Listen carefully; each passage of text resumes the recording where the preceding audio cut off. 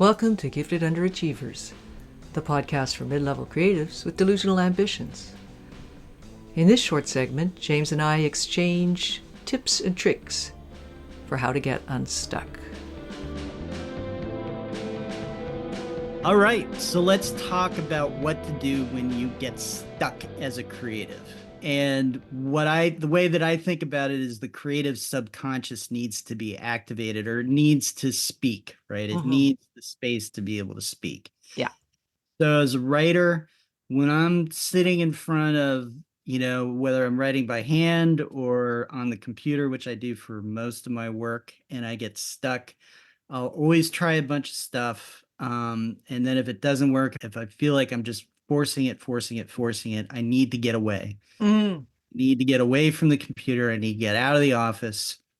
And I need to create space for my front of mind, which has all of my limiting thoughts, all of my anxious thoughts, all of my I've got to do this at 5 p.m. thoughts, all these kinds of things. I've got to distract that away from this creative process.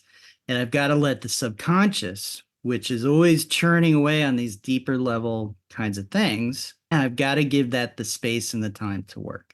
Yeah. So for me, that's going for a walk, going for a run, getting out, running some errands, vacuuming.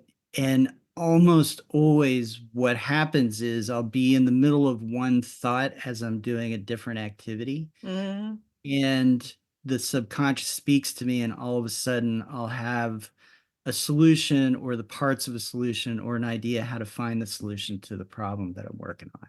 That's great.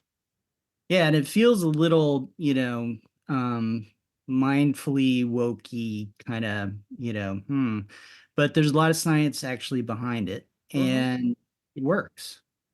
So give it a go. I will. What do you do? Can't argue with that. I mean, if it works, it works. But it works for, a lot of things. When I was trying to figure out stuff for my kids, you run into a brick wall, go do something else, go get your mind off it. And invariably, some thought would come that would sort of speak to whatever the issue was or the problem. What do you do when you're stuck? Well, for me, the perfect sort of crucible for this to see how that works for me is the 3-day novel weekend, because you write a novella in 72 hours. So I developed a process for that I use, sort of unconsciously in other areas too, but it's a lot like what you do. It is so rather than intention, I think of it as attention. I pay attention to whatever the situation is. At the beginning of that contest, the situation is that I have probably about 60 hours to write something, because I don't start right at the stroke of midnight. And I don't know what I'm going to write or who I'm going to write about. I might have like an image of somebody. And so all I can do is write. That's all I can do. So it's not so much that I get up and move around. I do during the weekend, like when I get stuck, which happens a lot during that weekend. I usually get up. Sometimes I'll go for a walk. I'll bring my voice memo recorder. But to widen it out beyond that weekend, I do the exact same thing. I rely on when there's a bit of a more porous membrane between my conscious mind and my subconscious mind, which usually happens in the first half hour after I wake up, happens right before I go to sleep. It happens when I'm walking. It happens when I'm having a nice martini or a not so nice martini. So honestly, sometimes I will do any or all of the above to kind of break myself out of this clenching mind thing on what do I have to do, and open it up to like, what do I want to read? What's in the environment right now that is right there waiting for me to notice it, whether it's a thought or an object or anything, that I can just kind of riff off. And I also close my eyes and type. I'll do that sometimes when I do 750words.com. I work really well to deadline. So if I have a deadline, I get inspired. If I get blocked, I just switch tasks quite often. So, when I write stuff, often it's it's like a newsletter or even a long editorial letter, which are creative for sure, but they're also, I can do the easy parts while I'm trying to get an idea for the hard parts. And then my last trick, I would say, is I have an easel and a flip chart, and I Mm, get a marker, and I just that forces me to zoom out and just take the main ideas. But I think you're right. For me, movement for sure, even just a state change will help move it along. And also, this did not apply to my writing or anything else creative because I have those types of ideas about life too. mm, But none of that really worked until I had a regular practice as a mm. writer, which I guess has probably been for about 15, I don't know, 15 or 20 years. Before that, when I was a novice writer, I really did not know how to do that. I was just sitting at the desk till, what's that expression? Blood ran down my forehead.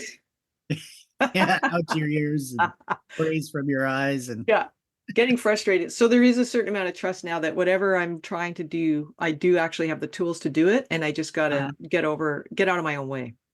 yeah. So I want to give the listener one really solid, actionable strategy that you can use in the moment too. Fantastic.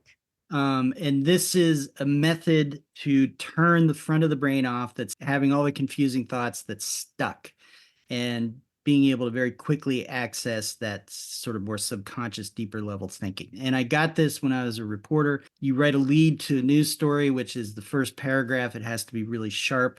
I ran into a guy who used to write for the Baltimore Sun. He said, "Hey, your leads suck."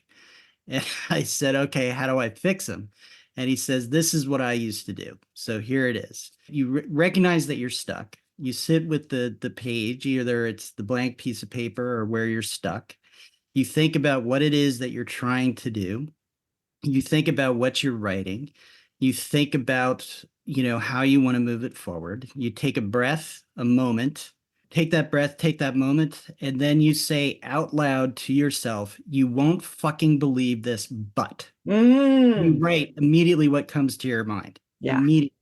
Okay. And not always what comes out is the right thing, but it will lead you in the right direction. That's And it's fantastic. the quickest, fastest thing that I've ever seen, found, or heard. Yeah. Yeah, that's cool. That's I'll keep it short. That's similar to what happens in the 3-day novel is for me is whenever I sit back down, I just try to shock myself Mm, to get as deep into what's troubling about the situation as possible, as quickly as possible in the voice of the character. hmm. So it cuts out a lot of shit, a lot of throat clearing. Yeah. Yeah. Yeah. It's the same thing. It's trying to skip past the front of the mind that's confused and stuck Yeah. and tap into something else, something a little deeper. Words of wisdom from your gifted underachievers. Yeah. We are certainly gifted underachievers. Thanks for listening to Gifted Underachievers, the podcast for mid-level creatives with delusional ambitions. If you have any tips for what you do when you're stuck on a project or in life in general, we'd love to hear them. Please drop us a comment, put a note in the chat, or send us an email to giftedunderachievers@substack.com.